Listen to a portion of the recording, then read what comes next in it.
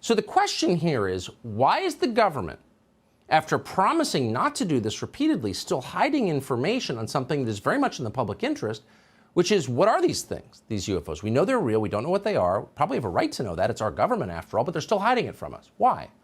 Lou Elizondo is one of the world's experts, maybe the world's expert on this. He used to study UFOs for the Pentagon. He joins us tonight. Lou, thanks so much for coming on. So let's just go right to motive. We know these are real. We know the Pentagon takes them seriously, if not in public. Why in the world would they still be hiding this information from us? Yeah, I mean, it is kind of peculiar, isn't it, Tucker, that, really the day before Thanksgiving, the Pentagon decides to announce the creation of this office when they've had, 4 years to do it beforehand. I do think it is a good idea to have a centralized office. Yes. I'm not so sure that it's good to put it where they want to put it. At the end of the day, the organization they want to put it under is my old office. It's the Undersecretary of Defense for Intelligence, which is an oversight capability, not an operational capability. And plus, there are still some of the old elements in that organization that really didn't do us much favors when I was running the program 4 years ago. Right. Well, that's obvious. In fact, if it weren't for you effectively blowing the whistle, we wouldn't be having this conversation in the first place. So speculate in your informed way about their motive. Like, what do they know that they don't want us to know, do you think? Well, if I could be completely forthcoming, I think they don't know a lot, and that in itself is probably what they don't want to necessarily have a conversation about.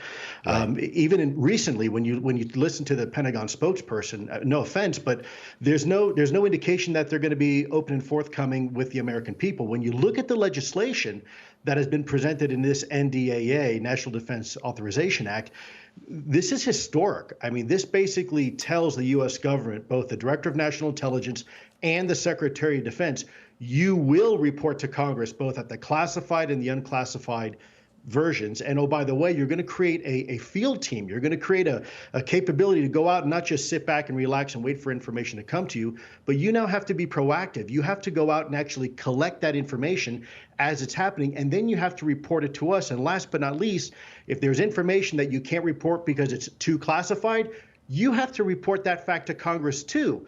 So this is really a fantastic, I think, I mean, it's huge. It's very comprehensive. It's pages and pages. And I got to tell you, I'm really, really proud of Congress for it. Really quick, I just want to ask you a bottom line question. Do you know anybody who's deeply knowledgeable on this subject, who studies at the Pentagon, for example, who believes that these objects are from Russia and China, who believes they're terrestrial, they're foreign military aircraft?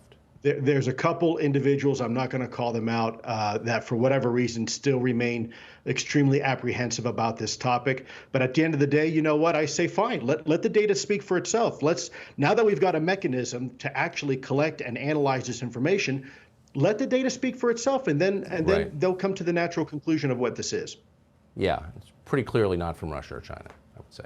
Just my view. Pretty. Lou Elizondo, appreciate your coming on. Thank you.